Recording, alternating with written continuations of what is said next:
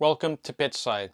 Now, episode 4 was meant to be about accessories, but I already made a whole separate video about those.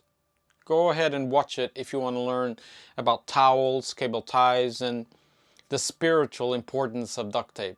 Instead, today we're going to be talking about the sideline, nature's muddiest waiting room. And the sideline is where all sports photographers eventually end up. It is our natural habitat, crouched in the mud, staring through glass tubes, trying not to get hit in the face with a ball, and to the untrained eye the sideline looks like chaos. Players charging, stewards shouting, coaches pacing, and obviously photographers silently crying into their towels. But to us it's home, a damp, confusing, occasionally violent home.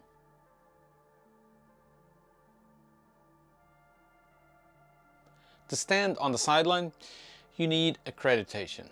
And this is basically a laminated badge that says, "I'm allowed here," which stewards will still ignore. Getting accreditation is very simple. Work for a publication, or have good contacts, or more realistically, just send 200 desperate emails until someone caves.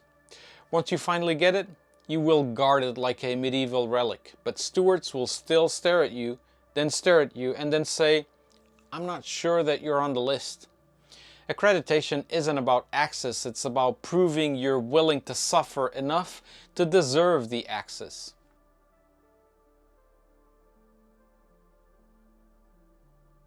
Stewards are the gatekeepers of the sideline. Their job is to stop you from doing things like standing on the grass or breathing in the wrong direction.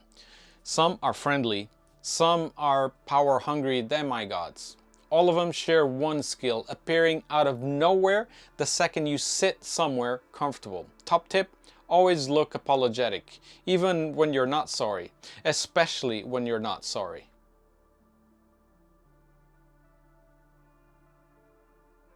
Where you place yourself on the sideline is an art form. Behind the goal, you'll get shots of goals, celebrations, and occasionally the ball traveling at 100 kilometers an hour towards your head. Along the touchline, great for dribbles, tackles, and coaches screaming. Near the corner flag, a thrilling mix of nothing happening for 20 minutes, then all of a sudden chaos. The truth? You'll pick the wrong spot every time. Wherever you are, the goal always happens on the opposite end of it. It's a universal law of physics, like gravity.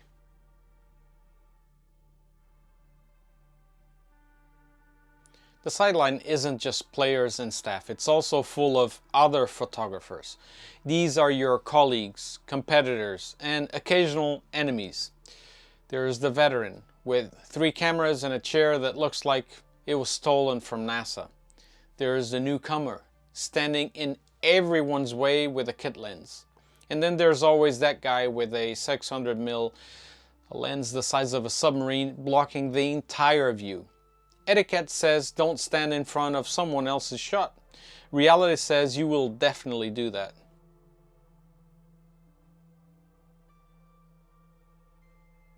Standing on the sideline means standing close to coaches. This is good if you like capturing intense tactical stares, and bad if you like hearing anything positive about referees.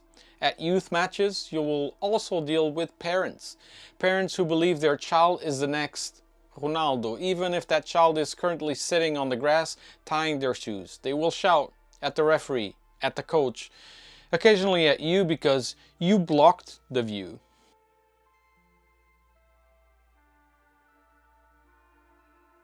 The sideline is dangerous. Balls will fly at you. If you're lucky, they will hit your monopod. If not, your face.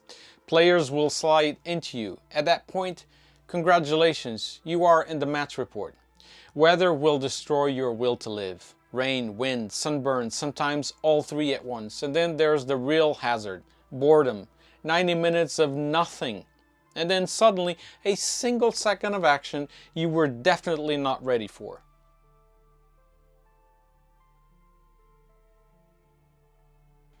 To survive the sideline, you must master the art of looking like you know what you're doing.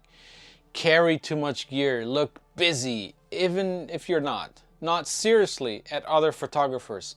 Crouch for no reason. Remember, confidence is 90% of accreditation. The other 10% is duct tape.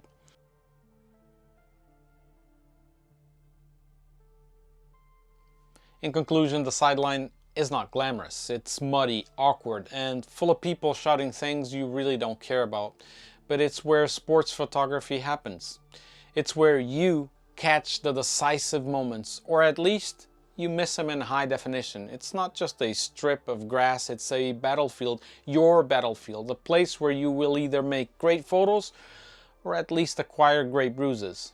Next time on Pitchside, editing, or how to take 4,000 photos, delete 3, and then spend 6 hours staring at Lightroom pretending it's hard. I'll see you then.